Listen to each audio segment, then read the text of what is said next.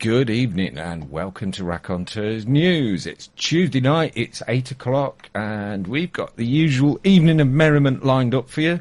I'm joined as usual by my co-host Jason. Good evening, Jason. How you doing, mate? I'm doing very well, thank you, Andrew. And how are you? I'm absolutely spot on, mate. I've been particularly blown away with one particular story that's been featuring majorly in the press this week, and that's something that I'd like to talk about once we introduce the guest.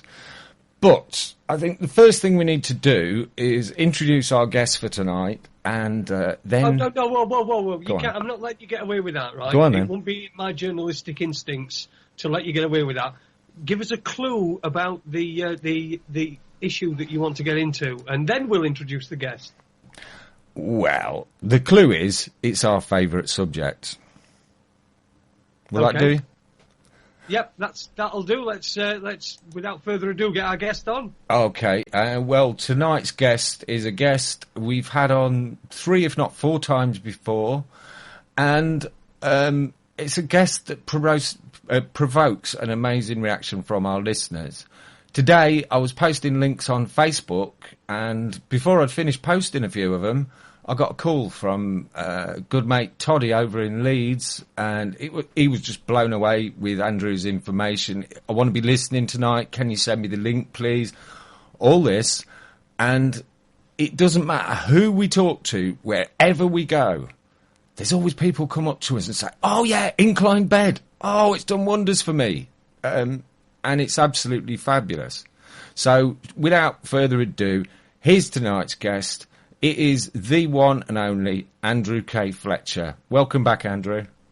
Thanks for the intro, Andy. I don't know whether it's fully deserved, but the one and only. Yeah. My favourite yam yam. My favourite, yam yam. Yeah. The real intro should have been yam yam Andy Fletcher. Yeah. Oh yeah. Well, we've got one of the people who's got something to report who'd like to come and have a few words with you. So if she's listening right now, I'd ask her to come through and just to say a few words, please. Hi guys, I'm Tina. For those that don't know, I'm Andrew's other half. I've been doing the Inclined Bed Therapy for about 2 years now, and it's completely changed my life. I couldn't move my arms more than a few inches, and Andrew ended up being my carer. So it's changed my life. What I wanted to say tonight is it's not only changed my life now. We became grandparents last year, and I wouldn't have been able to hold him ever. Maybe the first time when he was newborn, but after that, I wouldn't be able to hold him, which would have destroyed me completely. Also, Andy's problems that the bed has helped would have made him unable to help a lot. We've been able to go over. My son would like to go back to work, so we've been able to go over if we've got a phone call. "Mum, you won't stop crying." We've been able to go, pick him up, change him, both of us. And 2 weeks ago, we started looking after him to keep him out of nursery. And also to stop my daughter having to go to work an extra day. She would have to work an extra day for nothing to pay for it.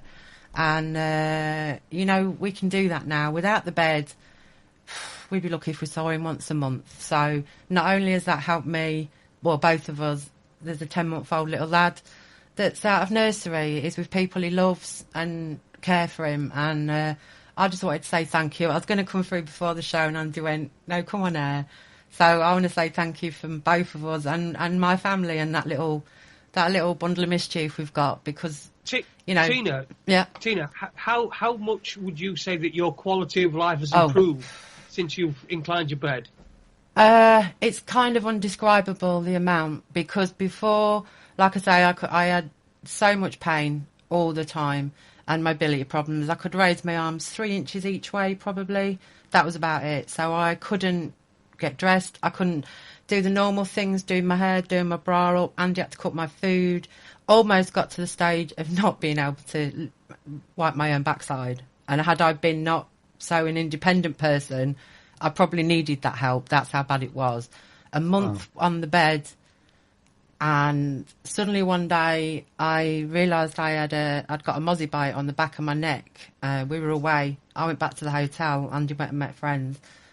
And I realised I was seeing my elbow for the first time in nearly a decade, and just realised what I could do. I said to Andrew before when this happened, I sat on the bed crying and laughing like a loon in equal measures, because just things like putting my ponytail in. Andy's had to do it, like I say, nearly a decade. So quality of life, for me personally, I know for Andy as well, it's amazing. And like I say, cannot thank you enough. I don't have many heroes. Most of them race motorbikes, but this man is one. And listen to him tonight, guys. This isn't he's selling a book or anything like that. He doesn't do that. He does it to help people, and he does help people. Our family, Jason, I know he's going to have something to say later because seeing you has brought me to tears, mate, honestly. So, yeah, it's a massive change. You've done the same for me. Yeah. It's so not, getting this feedback, so important.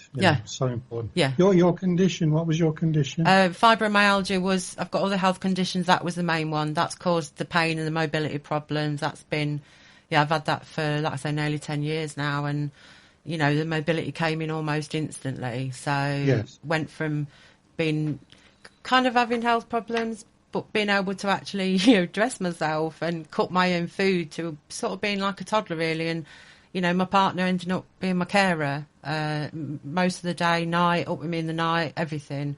So, this guy's got a lot to say, guys, and you can trust him. We do. We don't trust a lot of people, but Andrew, we do. And like I say, he's a hero of mine. So thank you. And I'm going to let you get on. So it's a pleasure to be able to help people. Thank you very much. Thanks for that, Tina. And I can only echo what Tina said. It's done the same for me. If I'd still got my sciatica the same as I was, still struggling along with my stick, I wouldn't be able to get down on the floor, change nappies, take grandson up to bed, get him up, all that sort of thing, play with him. It's just phenomenal, mate. Can't thank you enough. Jason, over to you, mate. Well, I've done it. Thanks, we've done a huge part about what the change that happened to me. There's a previous interview. It's on the on my YouTube and in the archives at raconteursnews.com. But I'm so much better. I just can't. Yeah, we both are. It's just unbelievable. What really astounds me is a lot of people, if they'd have discovered what you've discovered, Andrew, and helped so many people, they'd be resting on their laurels. Not you, though. You're out there discovering new stuff and inventing things all the time. It amazes me the things you come up with on your YouTube channel. I mean, the other year it was the B-Day, converting your toilet into a B-Day so that you save, I don't know how much on toilet rolls and trees. Smart move. Yeah. It's incredible. The other one was cleaning out the carbon out your engine the other day I was watching. Distilling your own lavender oil.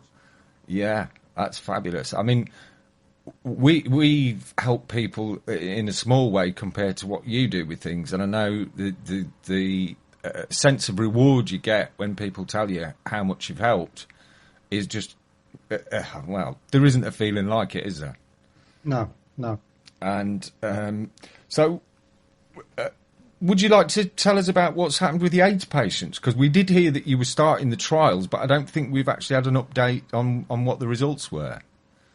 Well, the results are several patients who are near the end of life with full-blown AIDS, chronic diarrhea. Literally, they poo themselves to death. Mm-hmm. And they tilted the beds and the diarrhea stopped. They started to gain weight. They went from a grey, pasty, almost death-like mask to normal, healthy, exuberant complexion. Muscles returned, and they got out of bed and went back to a normal life. And from that day to this, which has been considerable time now, they're doing fine against all of the odds. No medication required. Now, the interesting thing here is to actually back this up. We've had a testimonial in from a lady that has a problem with constant diarrhea. Every single day for years, she's had diarrhea. Nothing's worked, no medication's worked. She's only raised the bed 3 inches and the diarrhea stopped. And she can't believe it. It's just cured the diarrhea. Now, this is interesting because we've talked about how blood circulates and how cerebrospinal fluid circulates and lymphatic system on previous interviews. And what we've got, in fact, as a digestive tract is a single tube from your mouth to your anus. Mm-hmm. Now, it varies in size on the way down, and it goes through considerable amount of loops inside your stomach, inside your abdomen, sorry, and then passes out. Now, the problem with flat bed rest is it's been known to cause. Sorry, I've had a bad bug. Oh dear! I was hoping the cough would have gone by now, but it hasn't. I think we've all had a taste of that this winter, haven't we? I think they spray it out of aircrafts.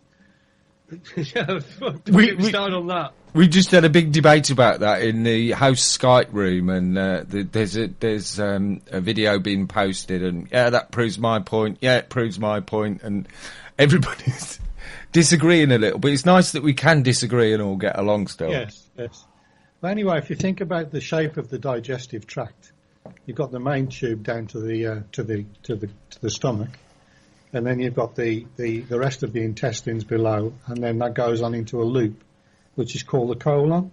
Mm-hmm. Now, if we're lying on a flat bed, gravity can't assist the movement of food through the digestive tract. Mm-hmm. Right?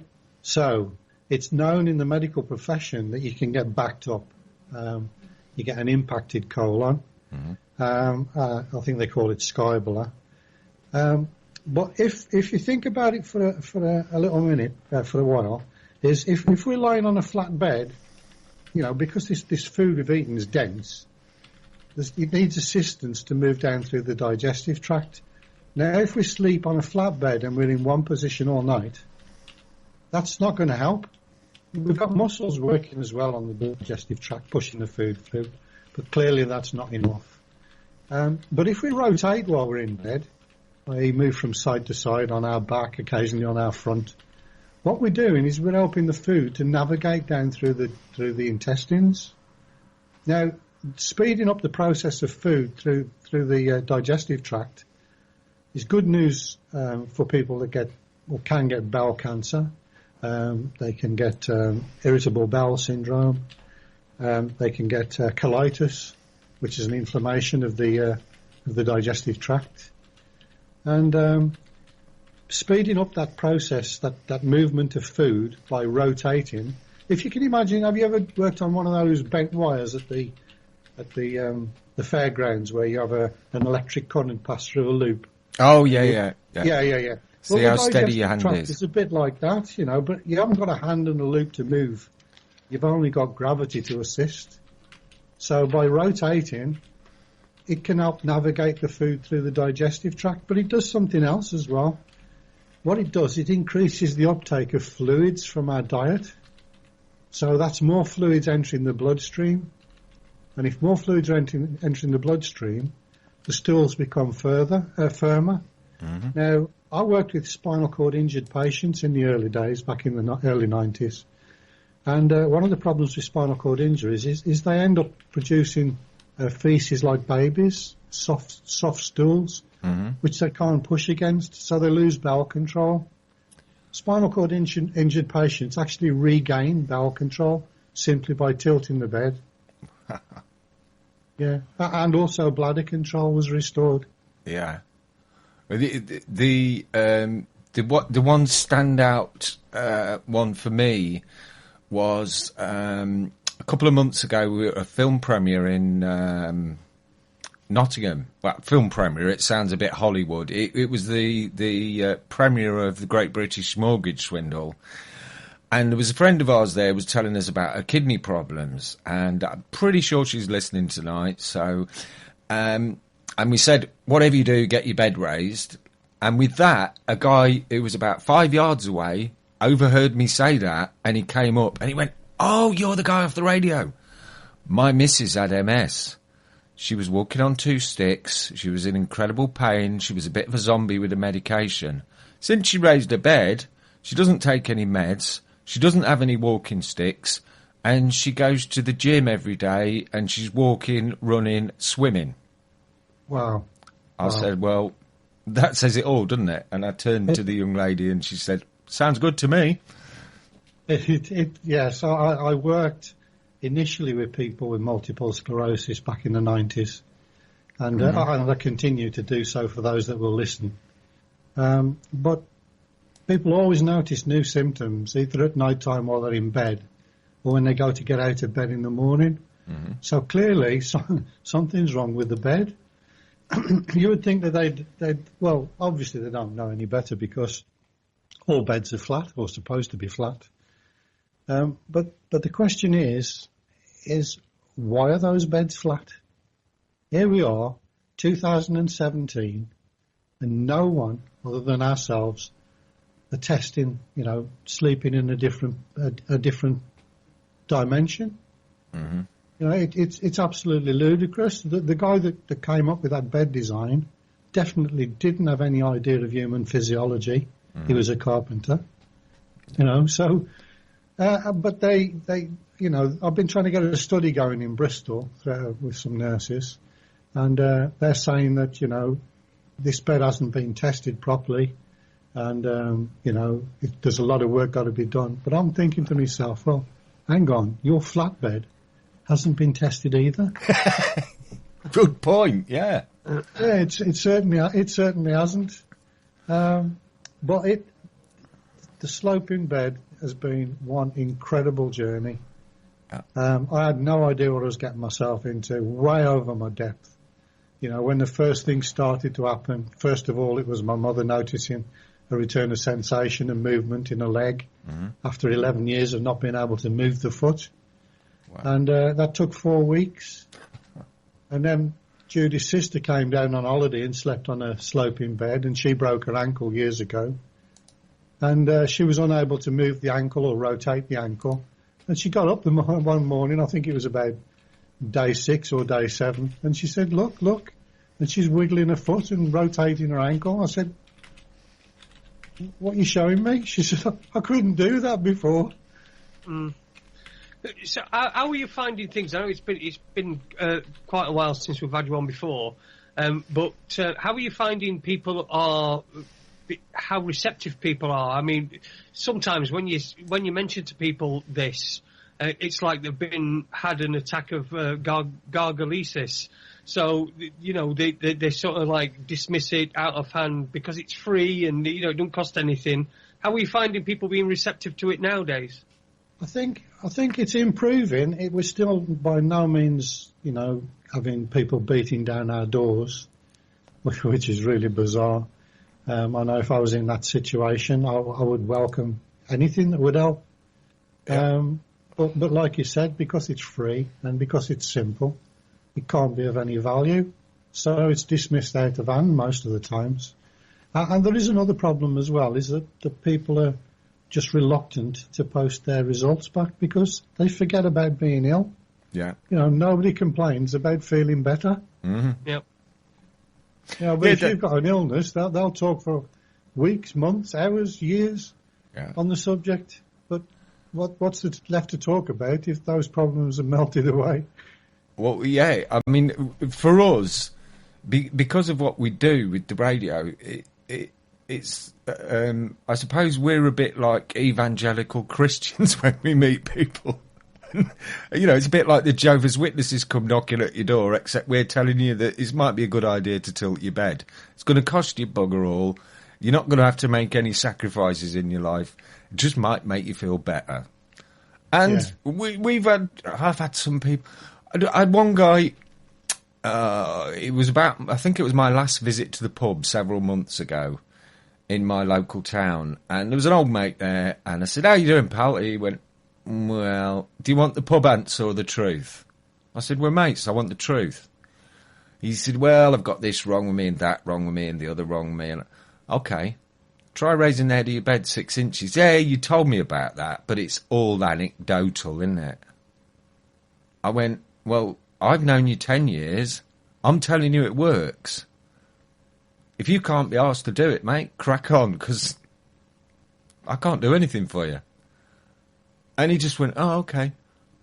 And that's it. And he's never bothered. And I just do not understand the logic of it. He's seen me improve, but hey, keeps saying to me every time, God, you look well, mate. What are you doing? I tell him, and he went, oh, yeah, laughs. I think, what are you on?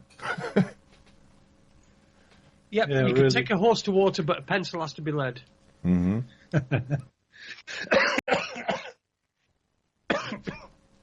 Sorry to make you cough there, Andrew. That's all right. Very good, Jason. I'm not going to be much use tonight, I don't think, with this cough. Oh, yeah, it's fine. You're doing spiffingly. Mm. Yeah.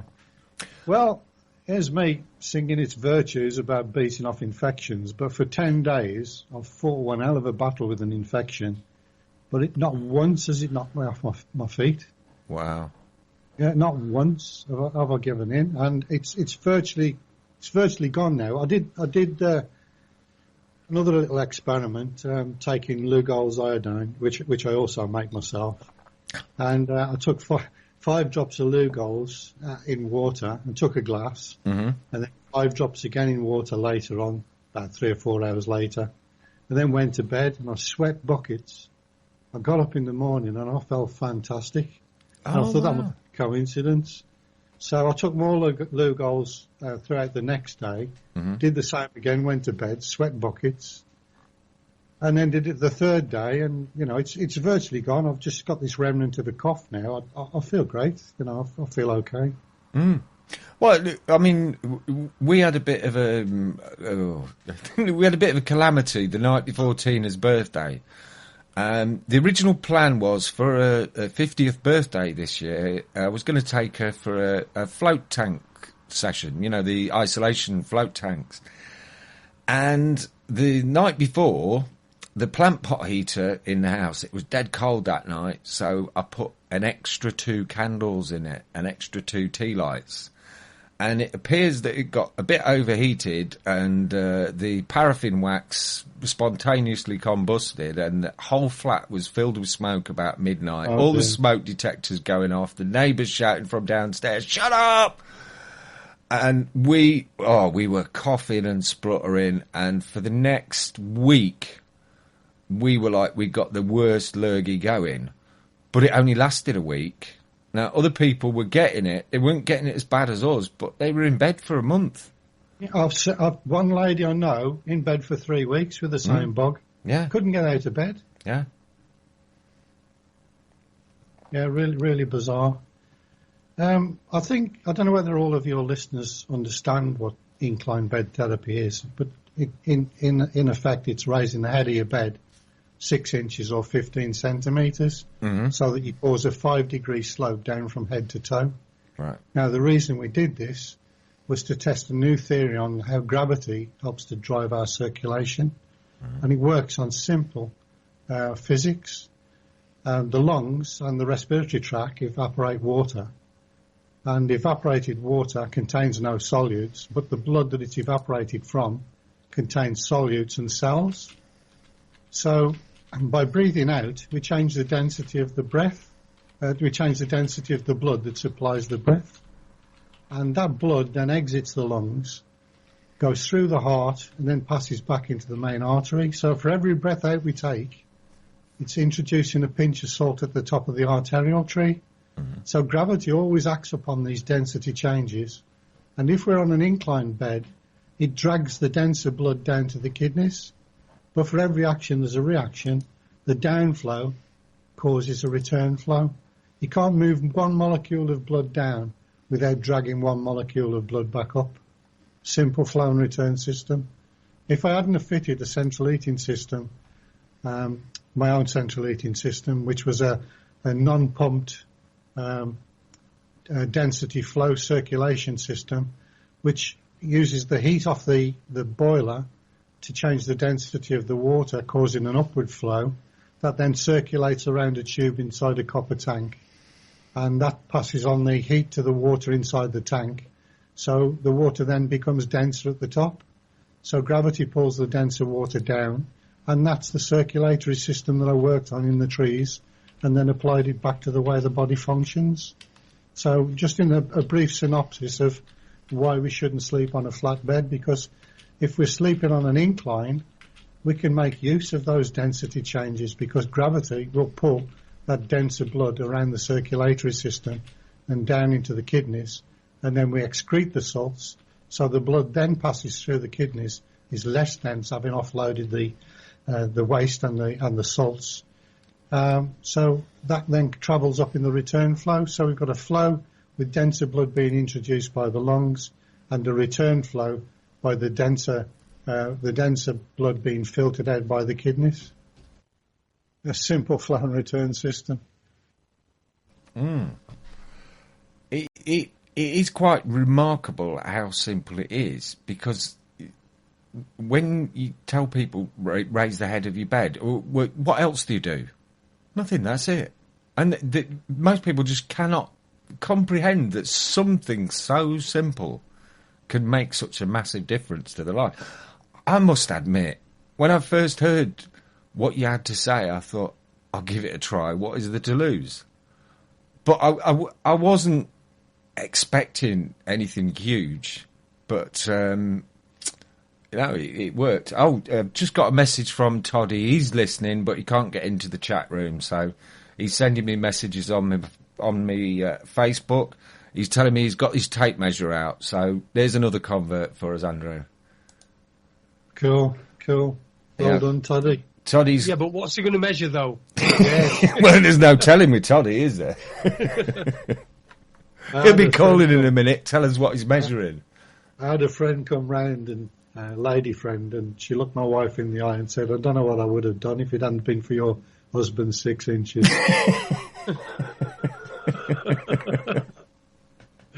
Ooh, missus. Yeah. Oh, yeah. Yeah, there's a tagline. Andrew Fletcher, the man with the most useful 6 inches in the world. Changed more women's lives with 6 inches than most did. I think there's an opportunity there. I think there's a song to be written about that, if you're listening, Heath. Well, the other thing is, I mean, if we're talking about, our private parts and the reproductive system, the sloping bed has been used to increase fertility. It was actually I can't actually mention the name, but if we say a close friend, fair enough. She'd been trying and spent a fortune on IVF, couldn't conceive, and I told her to put the bed on an angle, and she said, "Look, what's that going to do?" And I said, "Well, perhaps those sperms need to know which direction is up and which direction is down in order to swim in. Perhaps they're getting some direction, but I suspect they're also getting some driving force and momentum from the direction of gravity."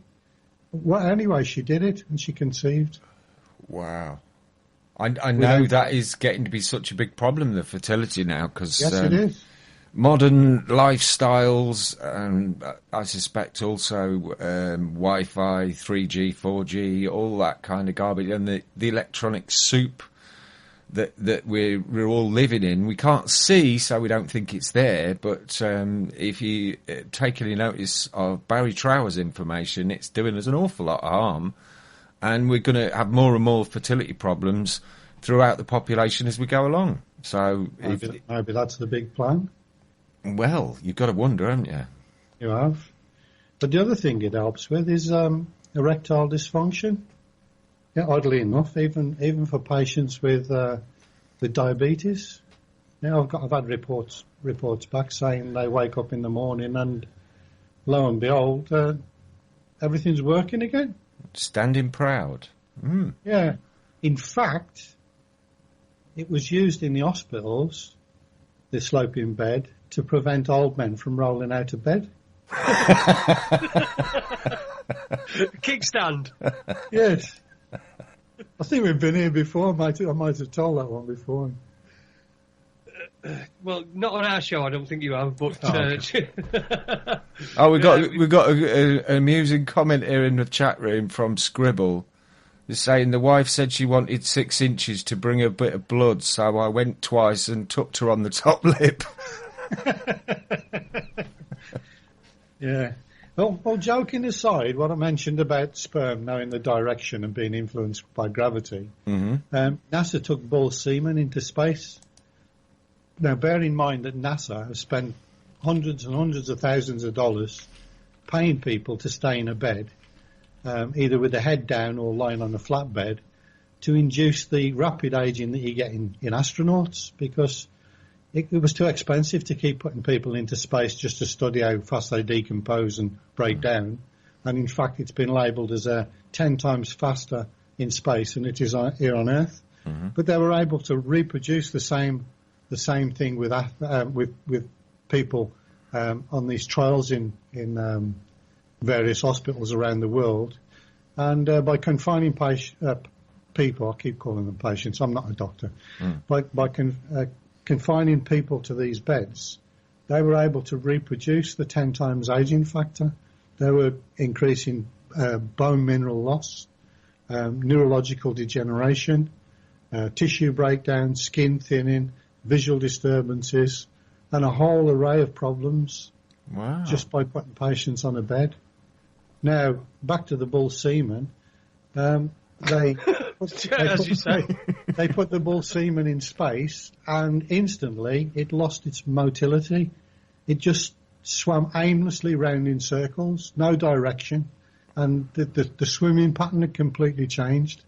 So clearly, being on a flat bed is not the way to go. If you're trying to conceive, be upright more, walk around more. Now, I do know that they tell ladies to raise the back end up after they've had. I don't know. I just feel a little bit uncomfortable discussing it. Just raise themselves up to make sure that the sperm is being moved in the right direction. Well, that might be all right for the bulk flow, but the signals for those sperms to swim towards the eggs, I'm absolutely 100% certain is gravity related. They need to know which direction to swim in. What other guidelines have they got? None. I found it very curious since we first spoke that I'm finding more and more people are getting advised by the NHS and their GPs to raise the head of their bed. I've also noticed this. Yeah, I got a friend who got a lump in his throat. He was a retired train driver, and he was getting a bit worried about this lump in his throat. Went to see the doctor and had a few tests, and he told him it's not what you're worried about. It's something I can't remember what it actually was, but one of the pieces of advice in the printed sheet he gave him was raise the head of your bed by 6 inches, and he'd remembered because he thinks I'm a nutcase, all the things I talk about. He remembered that I told him this about a year earlier, and he went, look at this, look what the doctor told me to do. And I went, but I told you to do that a year ago. Why didn't you do it when I told you? Oh yes. Your suit weren't as nice. The white coat, yeah. Let's all bow down to the white coat. Mm-hmm. Yeah. But unfortunately, doctors find it difficult to question the orthodox medicine, because they've gone to medical school and they've been taught this and taught that and taught the other. And it's got them a good job. So, who are they to rock the boat? And I understand that to a degree, that why should they go against what they've been indoctrinated with?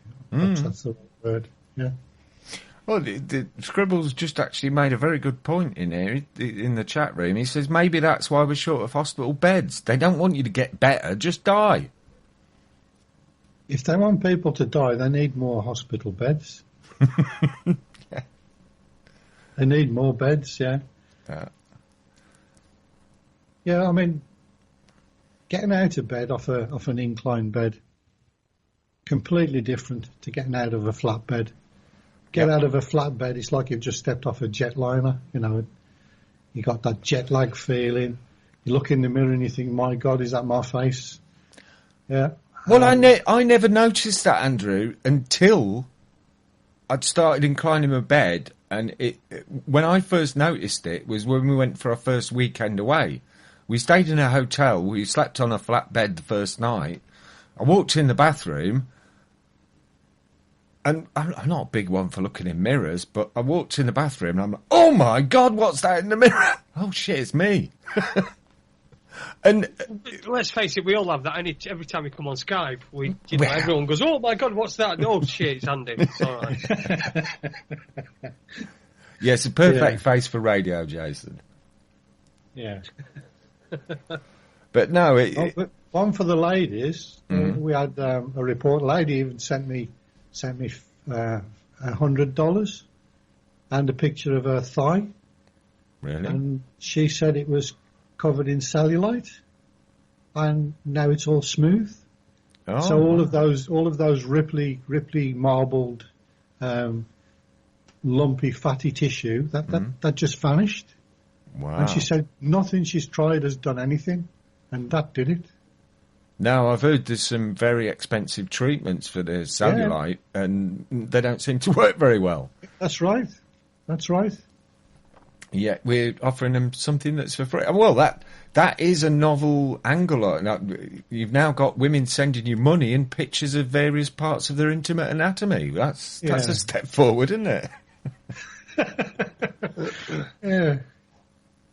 Not quite the way I envisaged it, but... Okay, so we've got about 20 minutes before the mid-show break. I suppose now would be a good time to bring up that article that I was talking about. And I've lost it. Here it is. Oh, yeah. The teenage boy, Darren Blackwell, appeared on this morning television show on ITV this week with his mother, and he was sent home to die, basically, and she treated him with treated him with cannabis oil, sorry. And he's now a healthy 17-year-old boy. Now, normally, if you get a story reported like this in the mainstream media, there's a load of troll-type comments on the bottom of the article saying, oh, yeah, cannabis cures nothing. It's just a load of stoners having an excuse to get high. Now, the evidence that I've seen with my own eyes over the past couple of years, I'm left in no doubt. We're not allowed to use that C word, but I've seen a lot of people who've had cancer, they've took the oil, and now they don't. It's well known about throughout the world.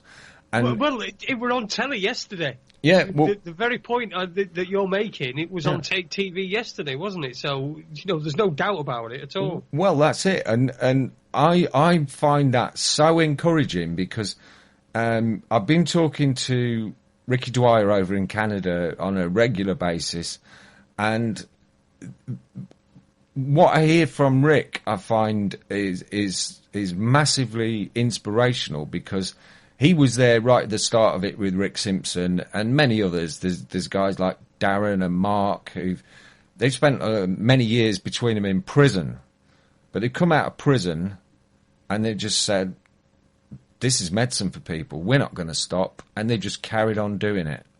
And there are people there who are now starting to realise that Rick Simpson and Ricky Dwyer and Run From the Cure was all truth. And they're going to their physicians and they're demanding this medicine. Rick Simpson calls the doctors a bunch of murdering freaks, and the people around them are starting to realise that now, and they're demanding it. And I'm hoping...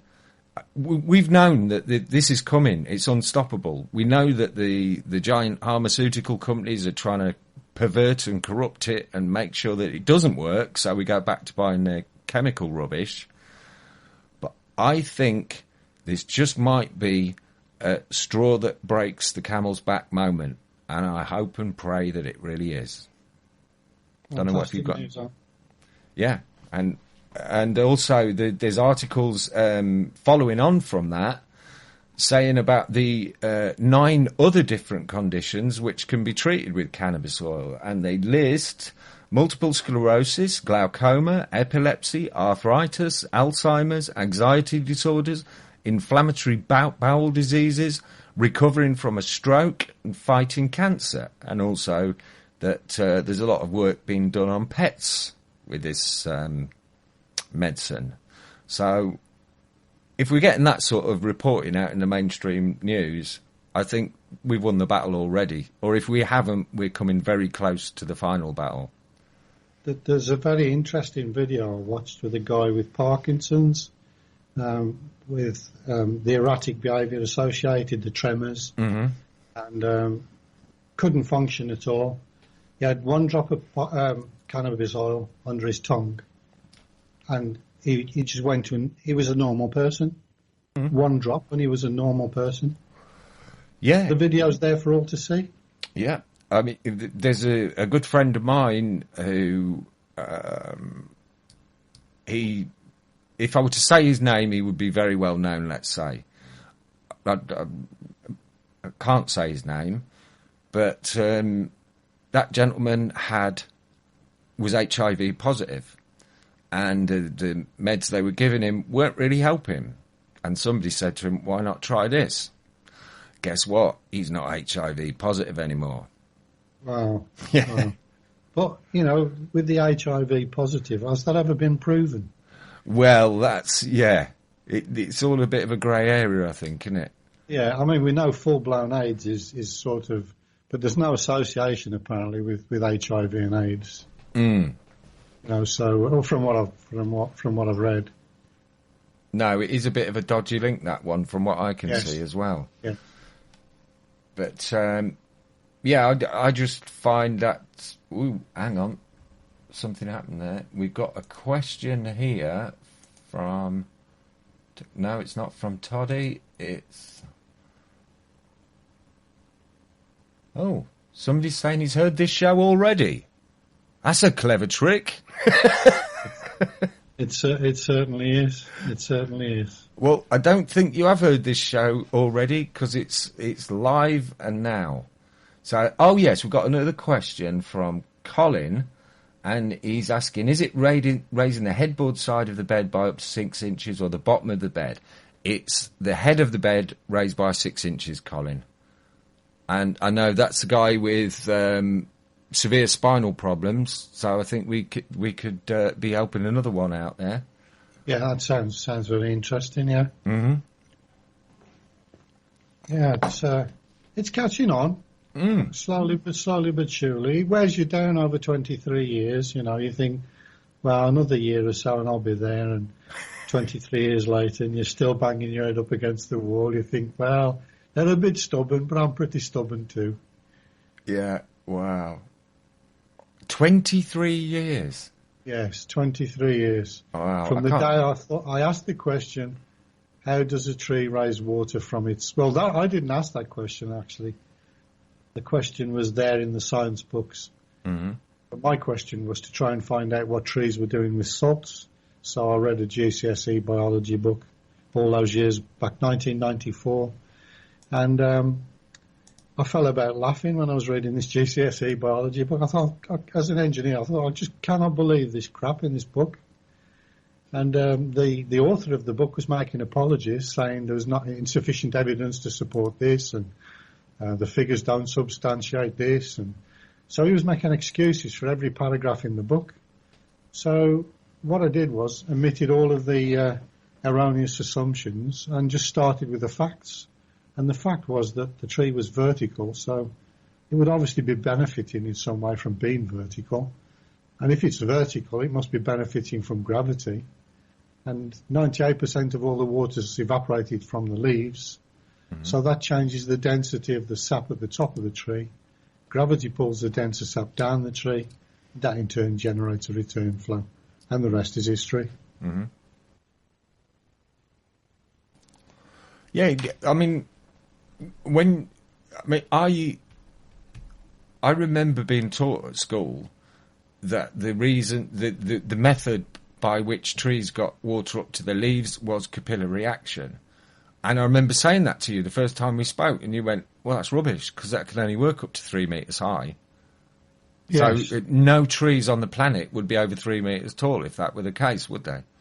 It can only work in very fine tubes. The problem with capillary action is that the tubes in the trees are much larger than the finest capillary tubes. So it's a non-starter. Mm-hmm. Yeah. And the other one was osmosis. Water can somehow attract water up a tree. Well, if that was the case, we'd have water flowing out the tops of buildings, wouldn't we? Yes, I suppose we would, yeah. Oh, you would, yeah. And the laughable one, which I read about, which had me in stitches, was root pressure, which means that the roots can somehow squeeze water out the top of a giant Californian redwood. Now, whoever wrote that needs his head examining. I'd say so. Yeah, when you start to look at the explanations we're given for so many things in life, they are complete bunkum, aren't they? They are. Well, the problem is at school, because, you know, if you say why, they call you stupid. Even give you a clap round the ear hole and say you're not listening. Write it down. That's what I've told you. But why? It doesn't make any sense. Mm-hmm. Well, it might not make any sense to you, but it makes sense to everybody else. You know? Yeah. And I'm thinking, yeah, I was a real problem at school, by the way, in science, and yeah, I was a real problem. Yeah, I used to get in a lot of trouble. Had the cane so many times. Mm-hmm. Oh, now here's a good question that I've not had before, I don't think. And Toddy said he didn't really mean that he'd heard the show before, but I gave him an explanation of some of what we were going to talk about on the show tonight when I spoke to him on the phone earlier. It was great to catch up with you today, Toddy. We haven't spoken for ages. But his question is, has Andrew had anyone with endometriosis use his 6-inch technique? Yes, but it's yes. I think from memory, we also used stinging nettle tea. All right. To prevent, because stinging nettle tea can stop bleeding in 20 minutes once you've taken it. Really? Because I'm trying to think who it was now, endometriosis.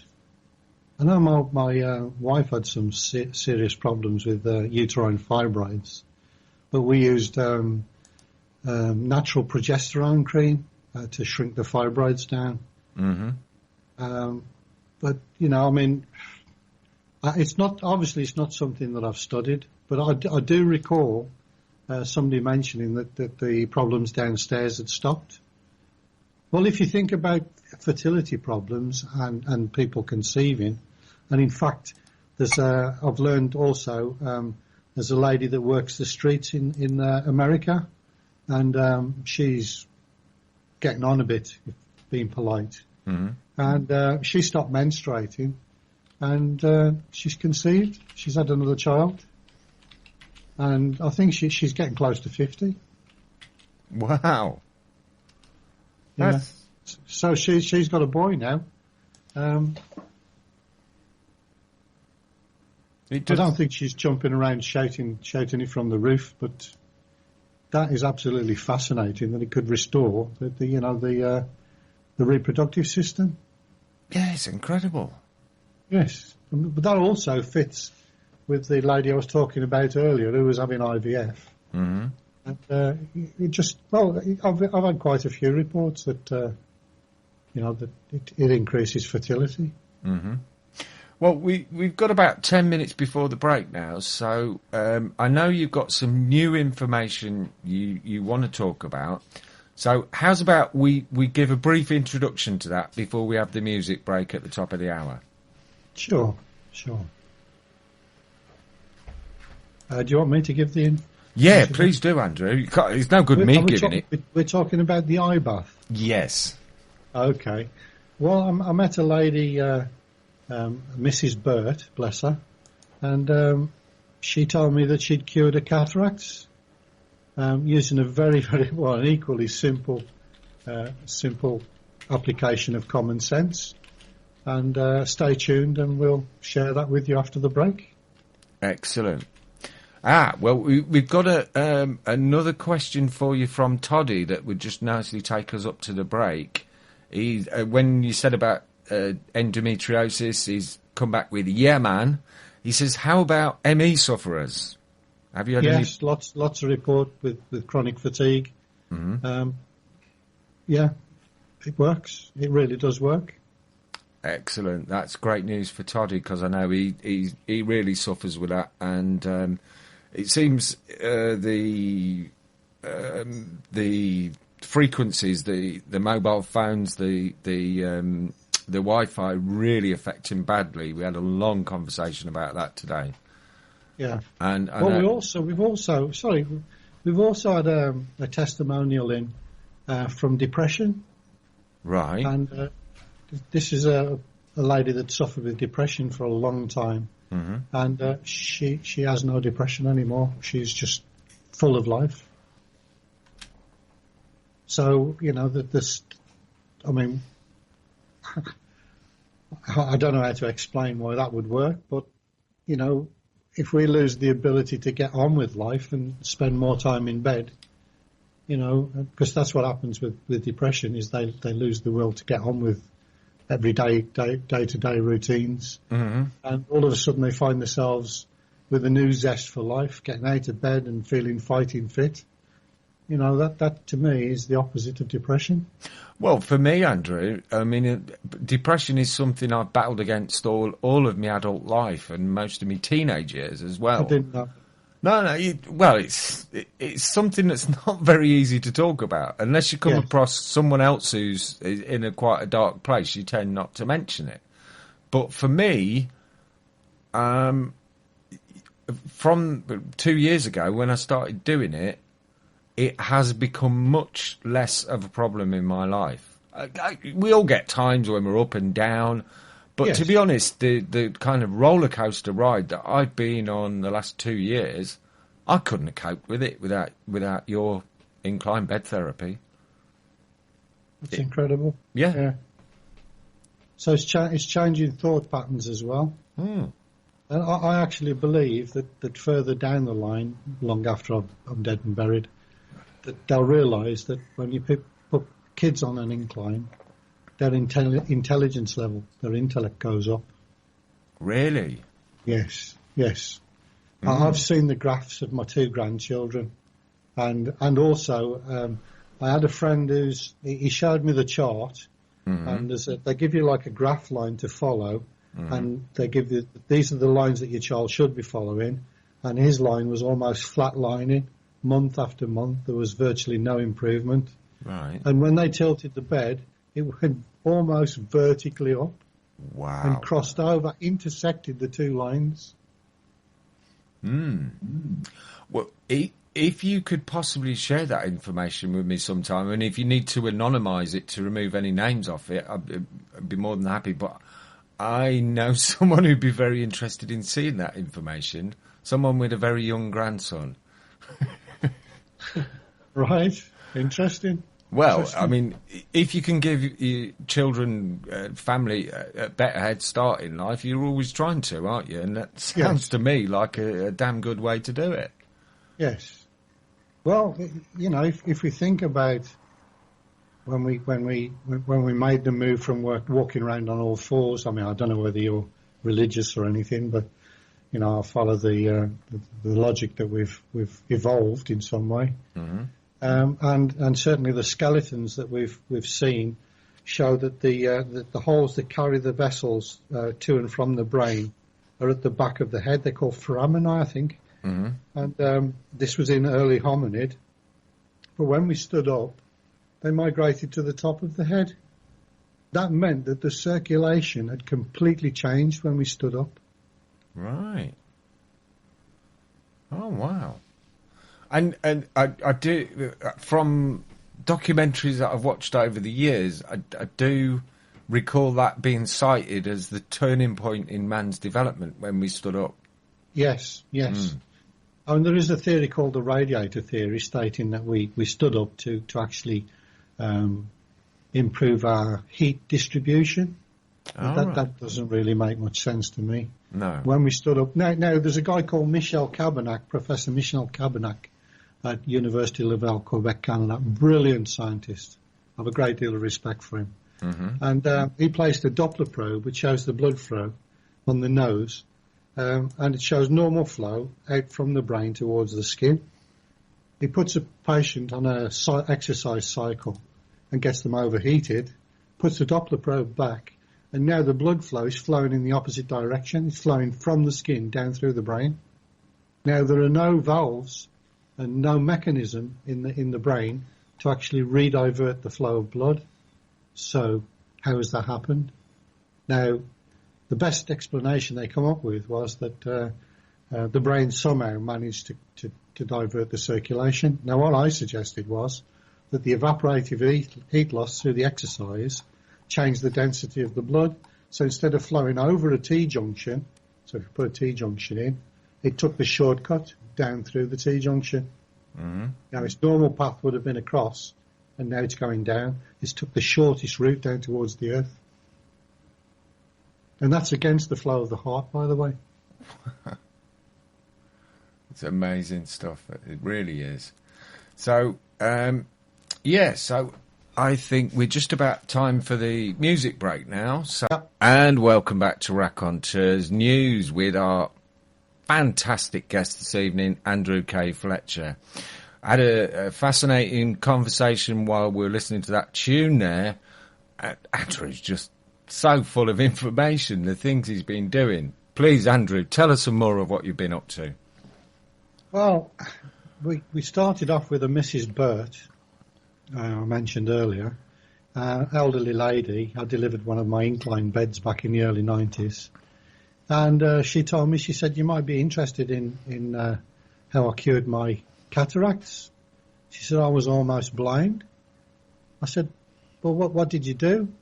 She said, well, I just washed my eyes copiously with loads of water, and I kept doing it and doing it and doing it. Didn't have any surgery. And I did it regularly every single day, 6, 7, 8, as long as it took, times a day, washed out her eyes with just tap water. Mm-hmm. So, and I said, is that all you did? She said, yes. And she said, look into my eyes, and she hadn't got any evidence of cataracts at all. Wow. And I said, you didn't have surgery? She said, no. And I took it a stage further. I thought, well, if we use the deionized water, the stuff you put in the irons to stop furring up, or in the car battery, what we've got is a more aggressive form of water.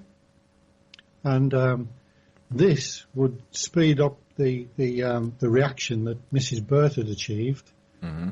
And I went ahead and tried it, as you do. Yeah. And my eyesight was getting a little bit rough. And I noticed that after a while, and it was a few days, well, initially it stings, the water stings, the deionized water, because it's very aggressive. Mm-hmm. It's very hungry to latch onto something. So it'll absorb any salts but what it'll also do is hydrate quickly. Mm-hmm. And I suspect that the dehydration of the membranes around the eyes would alter our sight. And indeed, I was getting to the point where I was having to move pages away to bring my vision into focus. It's something that we all get that as we get older. Yeah. I'm 60 now, right? So I can accept some of these things. And what I found was that after a few days, my vision became more acute. In other words, I was able to focus up close and in distance. Wow. And I thought, this is absolutely incredible what's going on here. And all I was using was an eye bath, and I was putting it over my eye, and I was doing each eye for about 2 minutes. Mm-hmm. And then I'd repeat and do it again for about 2 minutes. And the stinging stopped. But my eyesight became much clearer, crisper. I was able to see things that, reading small text, I was able to do it easily. And I got a friend, neighbour next door to try it as well. And the interesting thing about her was that her eyesight switched from, I think I got it the wrong way around, from being far-sighted to short-sighted. Oh. So it completely changed the shape of her eye. Now, why would it do that? Now, what I suspect happened, right, is that if you think about the damaged cells in the eye, the skin, the film over the eye, becoming less elastic, it's the equivalent of placing some sellotape over the eye. Right? Yeah.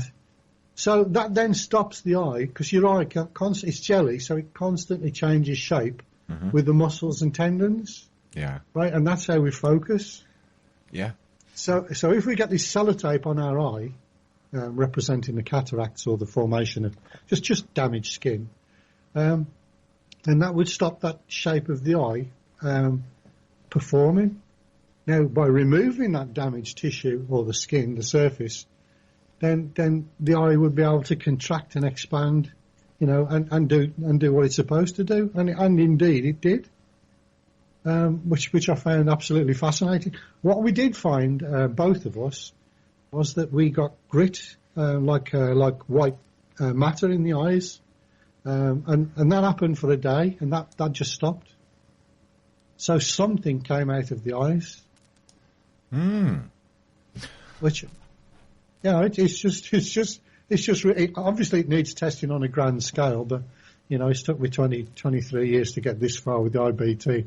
I don't really fancy spending another 23 years trying to convince people that they should wash their eyes out a little bit more. But in antiquity, we've got loads and loads of examples of these eye baths. So clearly it was used a lot in the old days. Oh, right.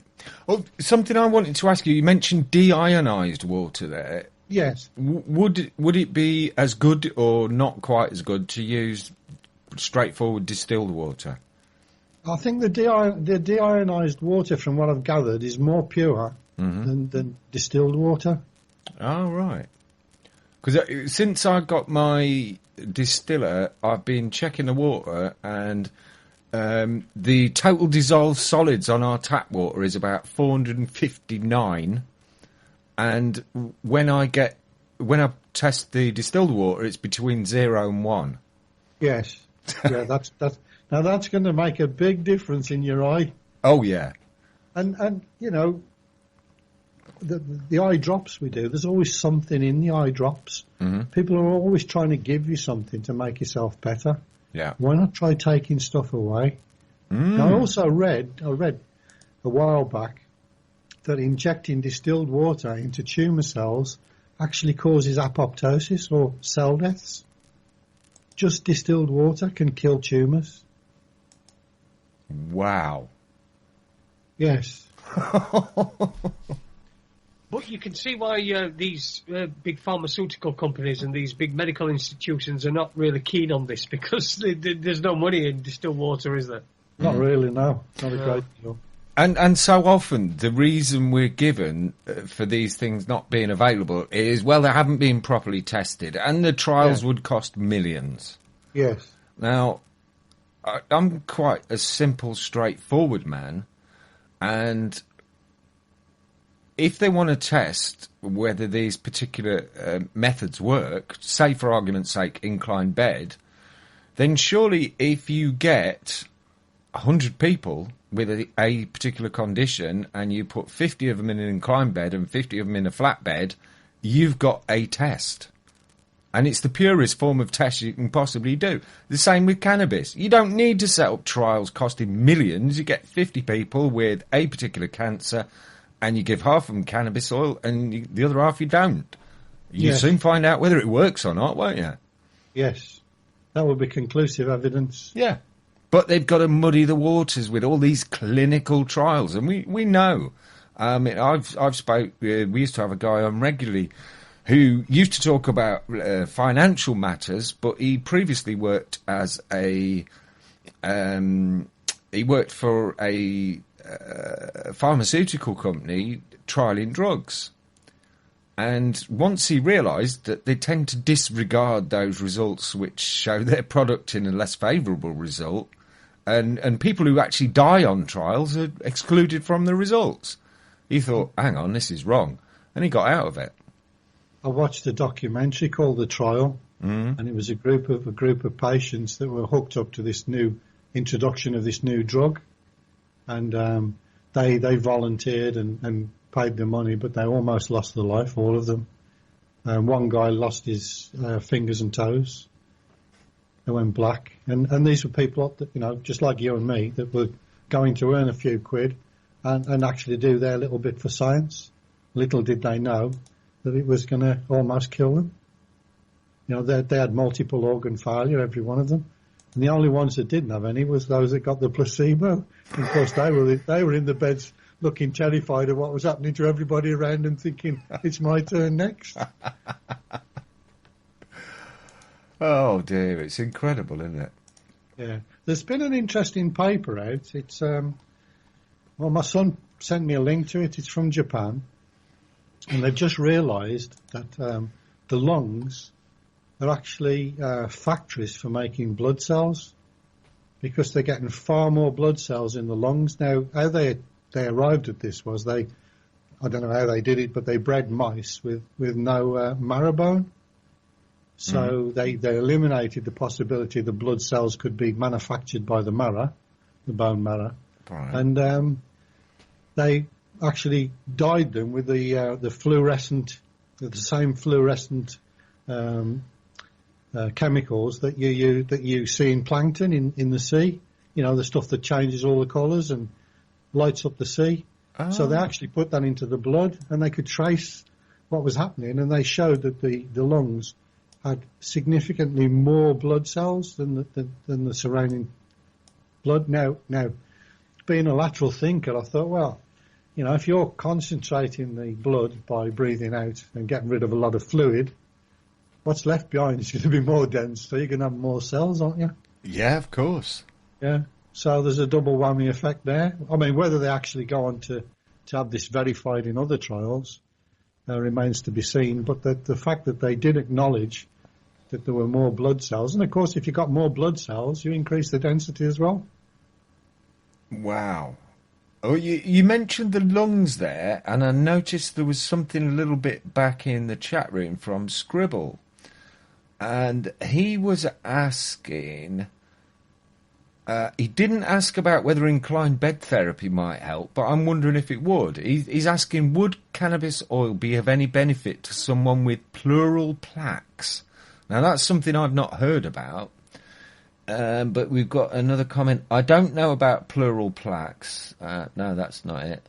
Pleural plaques is asbestos related, which leads to respiratory problems.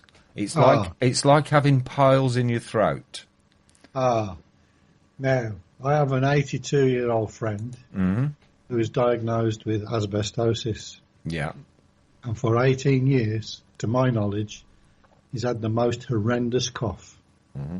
Even with the bed on an incline, even though it improved his respiratory function and lessened the extent of the cough, couldn't quite get rid of the cough with asbestosis.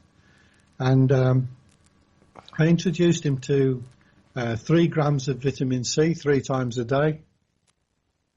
No more cough. Wow. I mean, that's quite a high dose of 18 years of coughing, no more cough.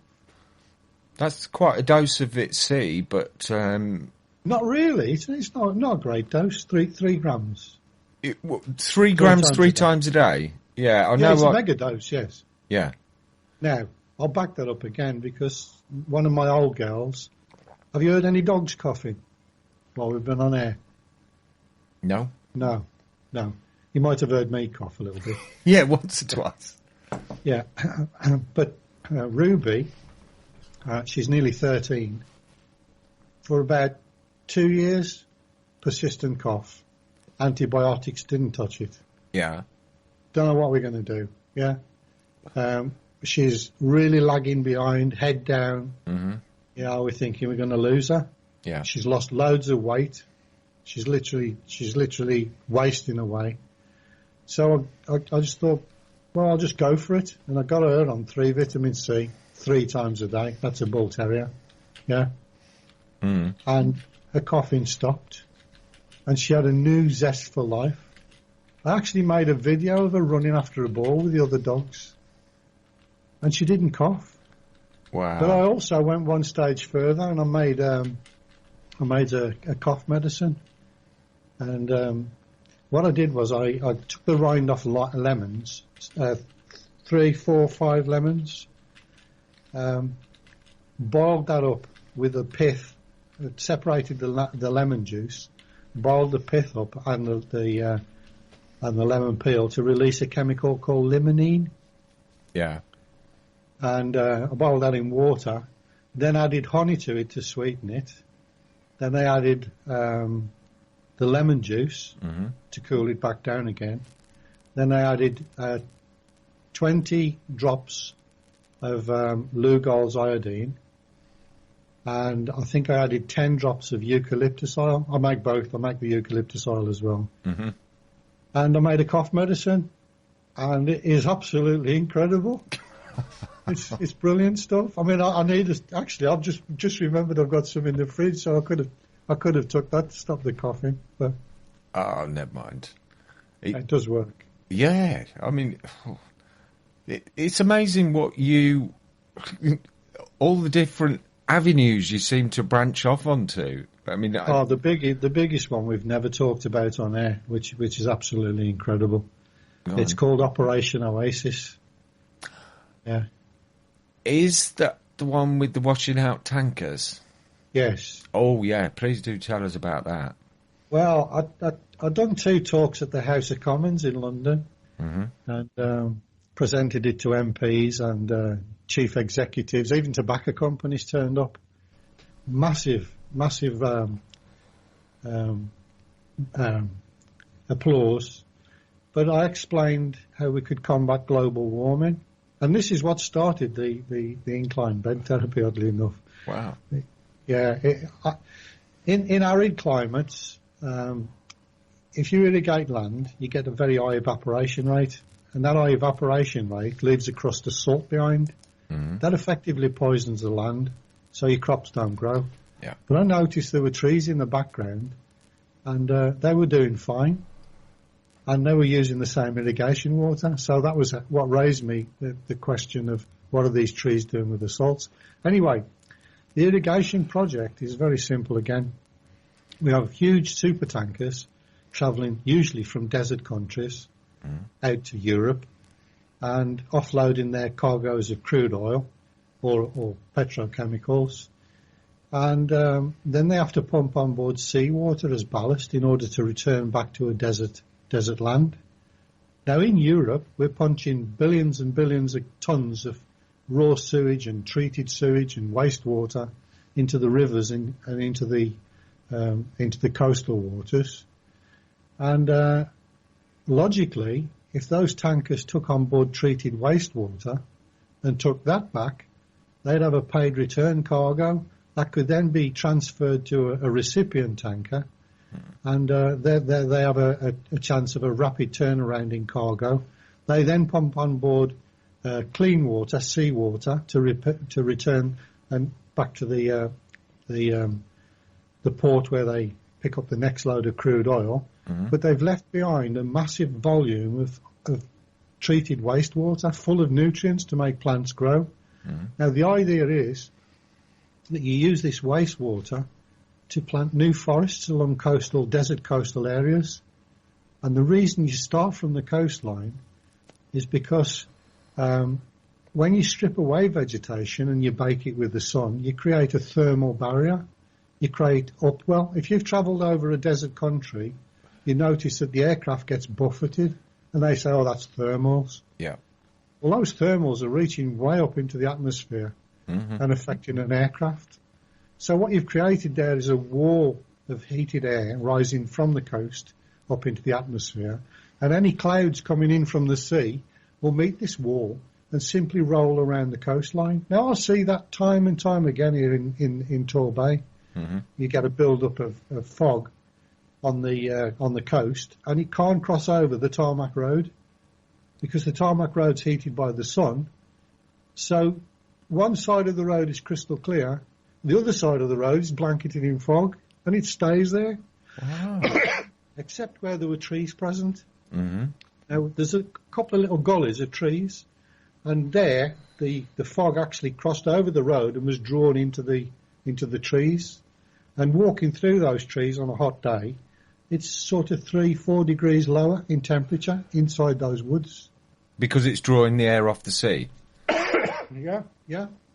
So the logic is, if we can replant these coastal areas with forest, we can actually cause it to rain. We can draw in that moisture from the coast onto the land, because we've removed... Sorry, I'm going to have some cough medicine. So we've removed the thermal barrier. So now the thermal barrier is inland, so the moisture will still cross onto the land, but it gets stuck on the land where it supplies the plants and trees with more water. So you prime it. Now, the reason we've got deserts in the first place is because of our stupidity in removing all of the coastal forests, growing grasses and impoverishing the land, using irrigation, which poisoned the land. Hey presto, we've created a desert. In fact, the Sahara Desert, which you can get Australia in there 2.5 times, was once the breadbasket of the world. All the food was grown there. What happened? You know, the Sphinx is there, and there's watermarks on the Sphinx. It don't bloody rain there. So what caused the watermarks? Yeah. So, that's opening a whole can of worms. The watermarks on the Sphinx, isn't it? Yes, it is. Yes, but I presented the project to the Saudi Arabian government in London, the Kuwait government in London, the Pakistan government in London. They were really excited. Loads and loads of promises. Nothing happens. Nothing ever happens. But can you work out why they're so excited about this, but nothing happens? Well, I did talk to I was having a conversation with a guy called Mike at the International Monetary Fund, because I thought this is a big project. We need, get people involved at the top. And he turned around to me and he says, "You won't get that off the ground." I said, "Why?" He said, "Because it could change world order." But we've got a refugee crisis, a massive refugee crisis. What if you turn that land fertile? What a great investment opportunity for all those rich people out there to buy land that's worth a camel. Yeah. And turn it into a lucrative property. Prime real estate, yeah. Yeah. And all of those jobs you would create. You wouldn't want people wouldn't want to come to the UK. They'd want to stay there and live the dream. Yeah. Yeah,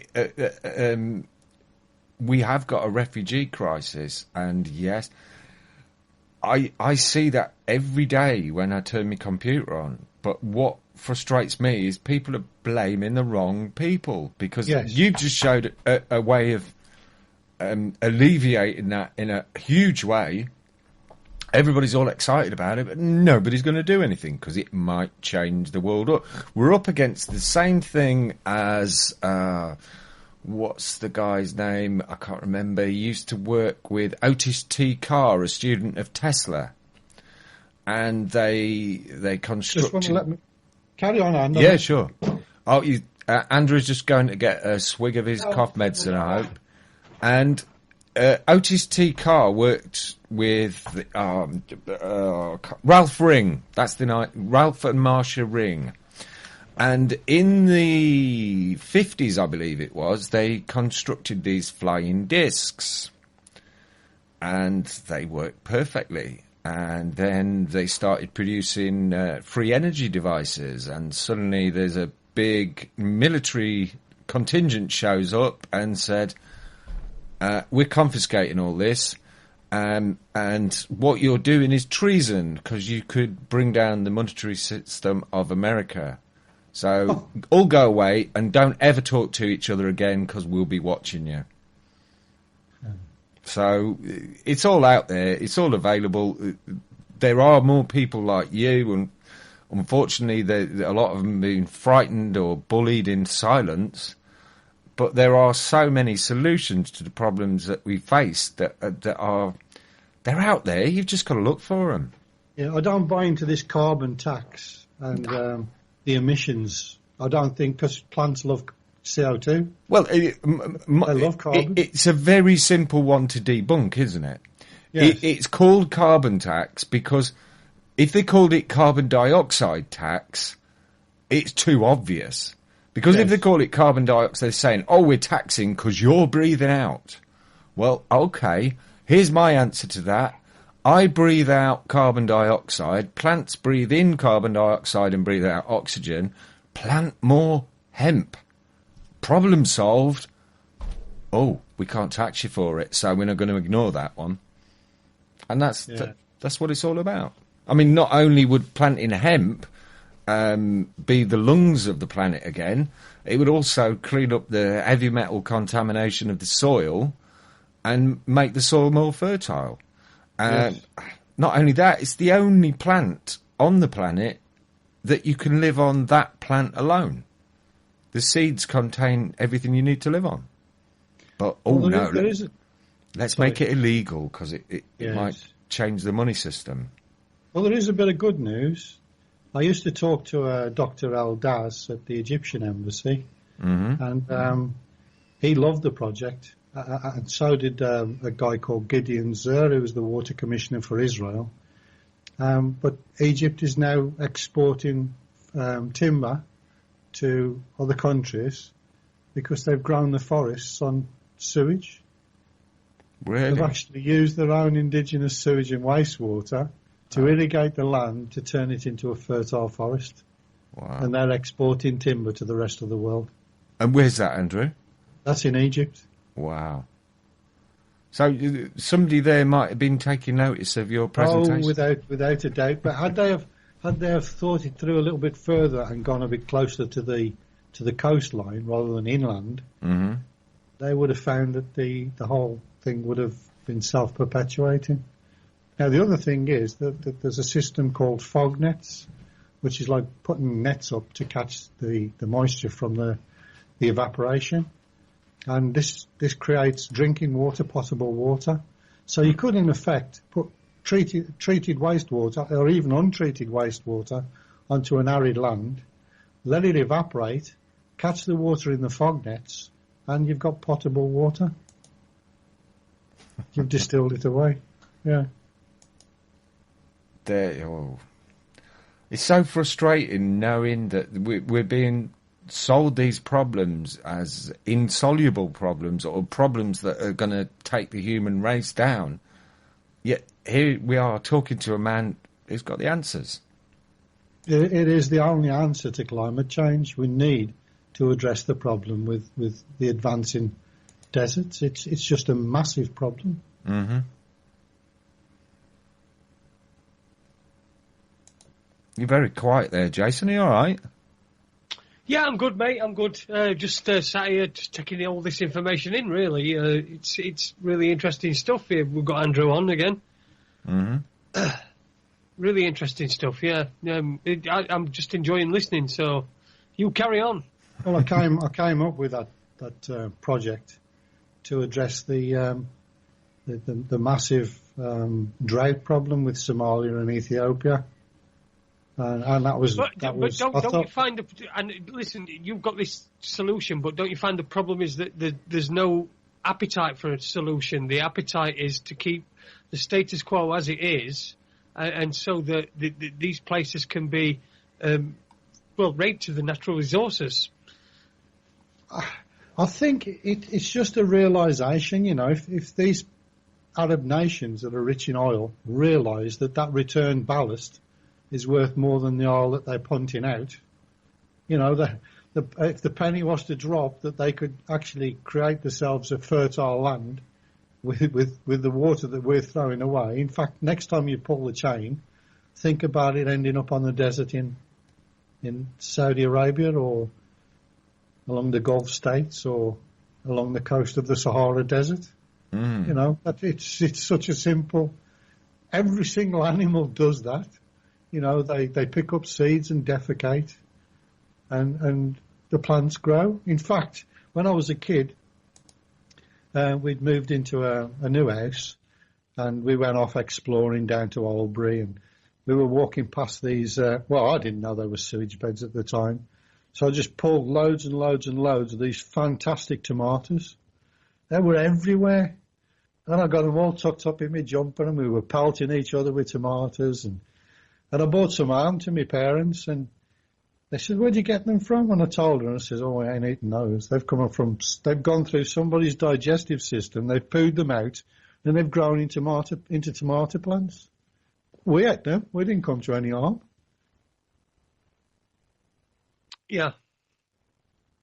It is very interesting. Andy, you need to turn your mic on. Yeah, sorry. When we all used to, we didn't have these indoor flush water closets. We had outside earth closets. Yes. They used to, the night soil man used to come and dig That's that right. out, and Yes. that was fertilizer. Yes. Yes. I mean, In fact, farmers in the night time will empty their septic tanks onto the land and then charge it a premium because it's organic. Well, funnily enough, not far from where I was born, there's a little village just near the east coast, and there's a quite a large farm there has been bought by Anglian Water Authority, and they are injecting sewage into the land there.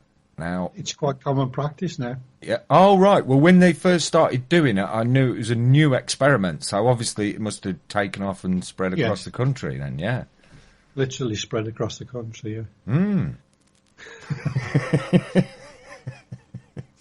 And talking of muck spreading, I really need to make a call. You remember that guy a few weeks ago who paid a visit to Derby Court with his muck spreader Oh, yes. and left a yes. deposit on the steps? We met him a few weeks ago. Charles, lovely bloke, and he's very passionate. He's doing some great work to help people. We want to get him on the show. Possibly end up getting him on Aid's show, but he's a very entertaining guy and a guy with a great deal of passion. So if you're listening, Charles, I will be calling you sometime soon. It's just been a bit hectic the last few weeks. Cool. I've got a bit of a problem at the moment with 3 doctors who've published my experiment in Nature magazine, which is a bit of an irony because I'd approached Nature magazine twice to publish my experiment, and because I'm a mechanic and mechanical engineer and I'm a nobody, they declined. But because these 3 people are doctors, they've actually published, but they didn't acknowledge where they got the information from. Ooh. So is a correction in order there, Andrew? Yes, there's a correction going on right now. It's I think it's called a... Hang on, I'll read it out. I didn't even know the word. It's called a corrigendum, yeah? That's not a word I've heard before. No. But what it means is a correction, yeah? Okay. And now it says that this is the latest offer. We wish to acknowledge a related 1955 experiment performed by Andrew K Fletcher of InclineBedTherapy.com. You can put my website in which a 48-metre length of 6mm bore tube filled with degassed water was lifted 24 metres vertically against bricks and cliffs. A 50ml bolus of coloured salt saline solution in the middle of the 48-metre tubing was introduced prior to the tubing being raised to 24 metres vertical by inverted with each open end in a vessel containing degassed water, which caused water to flow from one container to another.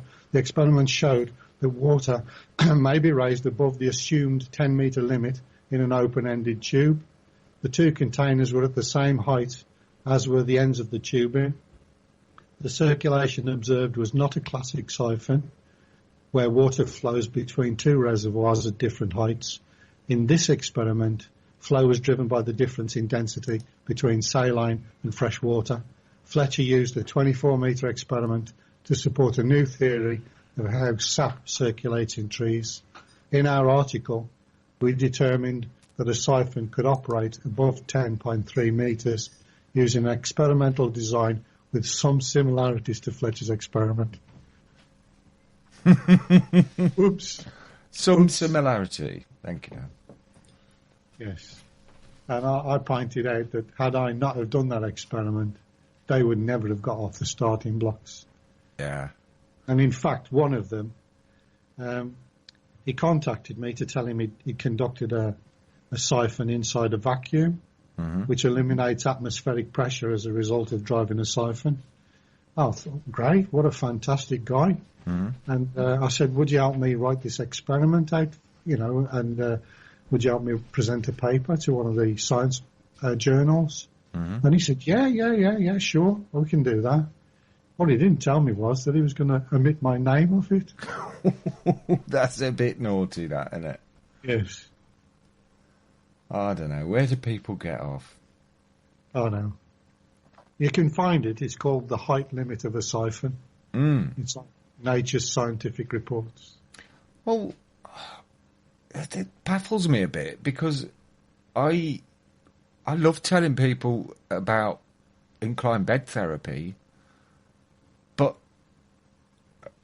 I couldn't dream of telling them that it was my idea because that's fraud. That's lying. It is fraud. Yes. Somebody might say, well, it was a little white lie, but like my good friend Peter Robbins says, once you tell a lie, you're a liar. Yes. And that's it. Yeah. I guess we're all guilty of lying somewhere down the line. Oh, no, it wasn't me that smashed the window, Dad. No, I'm not. Not guilty at all. Never in my entire life have I told any as such. That's a lie for a start off, Dave. I've never told so much as a white lie, except when I said that I respected your West Brom team.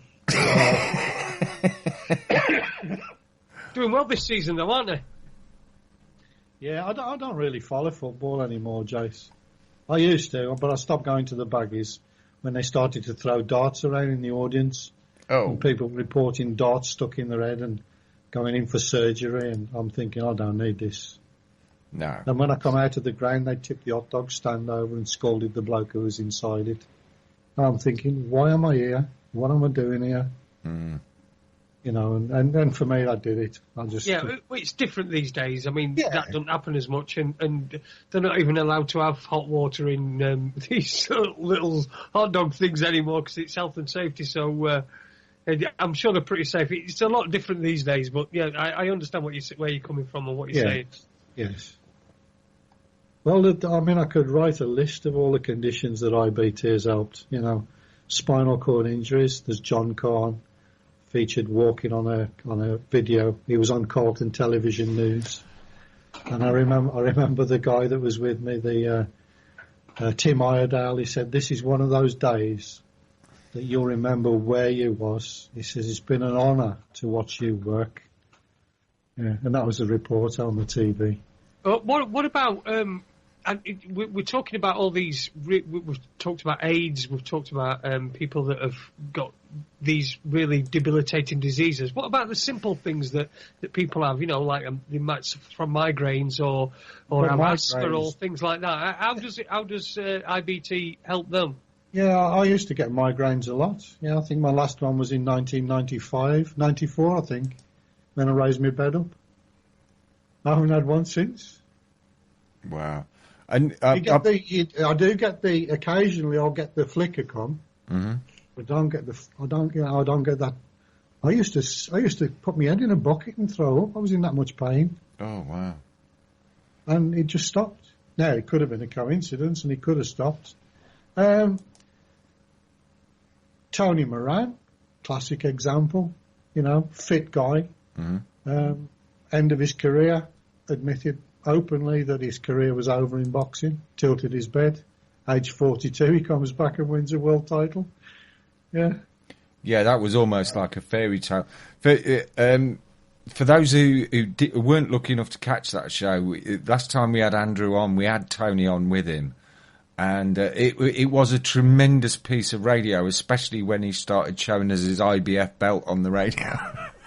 Yes, he was. What a lovely guy. Absolute lovely guy. How is he now, anyway? Have you heard from him recently? Yeah, I'm in contact with him regularly. We've been talking about, because his kids are all on incline beds, and his kid is on incline bed, and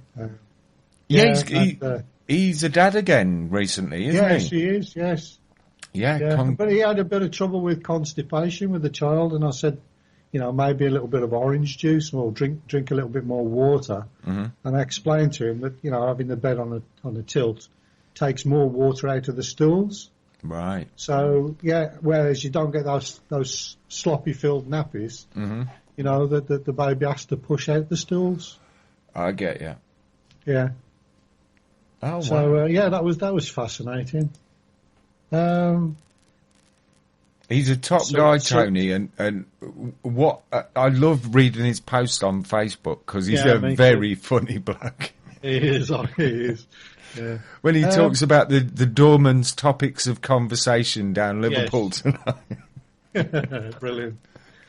Yeah. So, psoriasis. I've had a great deal of success with psoriasis. Mm-hmm. Almost completely vanishing, and the photographs are all there on my website. We took befores and durings and after, and it was absolutely incredible to see the changes in this lady's skin. But again, that needs a study. So, do you then try and find? How do you find another 50 patients with psoriasis that are willing to trust you and stick the bed on an angle? You can't, can you? Mm. And there lies the problem. Why it's took 23 years. Yeah. Feedback is the most important thing. I don't ask for anything, but just feedback. No. And don't forget, we've got the study with diabetes that was conducted in Pohnpei Island by doctors, supported by funding from the government. And they had a group of patients with type 2 diabetes, and it showed that simply tilting the bed lowered their blood sugar levels. How about respiratory problems? People like with asthma, bronchitis, that sort of thing. Is there vast improvements in them? Yeah. Yes. In fact, that's one of the conditions that the medical profession say raise the head of your bed. Yeah. They're also moving on to heart conditions now because they've realised that if you have a heart attack, Andy, Chase. Yep. The last thing you want to be doing is lying down flat. Now, I'll tell you why. Because I had a bull terrier with a dodgy heart, and I took him out regularly, and he'd have a heart attack, and he'd collapse. And then I'd hold him up and raise his body up against my body so that he's on an angle, and he'd come round. Every time I brought that dog back from the death, just by tilting his body on an angle. The last time I took him out, he had a piece of steak. And I said, this is the last day I'm going to do this with this dog. I just literally couldn't find myself to do it again. I took him out and I let him lay flat and he died. Wow. Yeah, I mean, I don't know whether, have I talked about my father on here on your No, I don't think you have. channel? I don't think you mentioned him, no. Well, Dad had pancreatic cancer and he was in Russell's Hall Hospital. Mm-hmm. And he'd collapsed and been taken in, and he was in a coma when I arrived. And his legs were swollen like massive balloons. His kidneys were pumping out tar like bloody urine, brown oxidised urine. Mm-hmm. We were told that he had multiple organ failure and that he wouldn't pull out of this, and he had a matter of hours to live. So I fought tooth and nail to have his bed raised. And every time I turned my back, they put the bed down flat again. But within hours, his urine started to run clear again. And they said that could never happen. Mm. And he come out of his coma, and he had a stent fitted, which took the pressure off his gallbladder because he had a tumour closing his gallbladder down, which sent him yellow and jaundiced. And he had another 8 months of life. Wow. And that was, he walked out of that hospital and had another 8 months. He even came down here on a coach, knocked on the door with his suitcases and come to stay with me. I didn't even expect him. I opened the door and there's my dad. But and eventually obviously the cancer got the better of him. Had we known about the cannabis oil, then it might have been a different story. Yes. But, it is very difficult, that one. I mean, I've lost people close to me, and I even, 5 or 6 years ago, I used to like a smoke then. It helped me sleep at night. And one day, there was just a bit of a dry spell in the town. Couldn't buy any weed for love nor money. And my guy came up, he said, "Oh, I've got this oil. Fancy trying that?" I said, "I'll try anything if it works." And there was this little tube of dark-coloured oil, and just wiped it on a Rizzler and smoked it. I had no idea what I got in my hands. And it wasn't until I saw Run From the Cure with Rick Simpson that oh my God, I've had some of that in my hands. I could have saved people. But until you're aware of this information, it might as well be magic, can't it? Well, if you think about the opposite, is to inject or intravenously feed chemotherapy and then give them a dose of radiotherapy. I mean, chemotherapy is a derivative of mustard gas. Mm-hmm. So if you put something that toxic into the body, which is a carcinogen, where is the logic in it? Mm. And you have, cannabis oil. That it's a feel-good factor as well, so... Oh, yeah. I mean, we had an excellent explanation of the damage that chemotherapy does when Valerie Warwick came on and joined us. Valerie was an oncology nurse for 17 years until she realised, hang on, I'm not doing people a lot of good here. And she explained how that the chemotherapy may indeed kill a tumour, but what it doesn't kill is the cancer stem cells which are floating all around your body. Yes. And it also, while it kills that tumour, it also kills your immune system. So you're left with an immune system that's totally destroyed, and you've got all these cancer stem cells floating around your body. That's why most people who have chemotherapy who do get rid of the first tumour, it comes back very quickly. And when it comes back, it's not just in one place, it's in many places. Yeah, metastasized. Mm. And I've never had that explained to me so well before, but it makes such sense.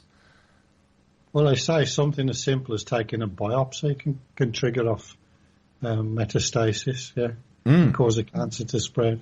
Yeah, well, if you think about it, you're sticking a needle into a tumour. As you withdraw that needle, there are going to be cells that are left on the track of the needle on the way out on the surface of the skin. It's a good place to start a new cancer, isn't it? Well, it's sorry, it's not a needle as such. It's like a grab, like a tiny grab. So it literally rips a chunk out. Oh, right. Yeah, that's a biopsy. Yeah. Oh. Ooh. Yeah. I've seen that before. Listen, Andrew, we've got about 10 minutes left, and I'd like to thank you for coming on Raconteurs News yet again, and giving. I've had lots and lots of messages throughout this show. This is why I've not been talking very much, because I've had tons and tons of messages from people saying that how much they admire you and how much you admire they admire what you've done. In the last 10 minutes, is there anything that you want to sort of get out to us, or any websites or anything like that? Yeah, that you want to tell us about? Give us some sort of clues. My website is called inclinedbedtherapy.com. There is a testimonials link there. So if you are using inclined bed therapy and you're noticing changes, negative or positive, share them on the testimonials page. We have a group on Facebook, also by the same name, Incline Bed Therapy, and a page on Facebook.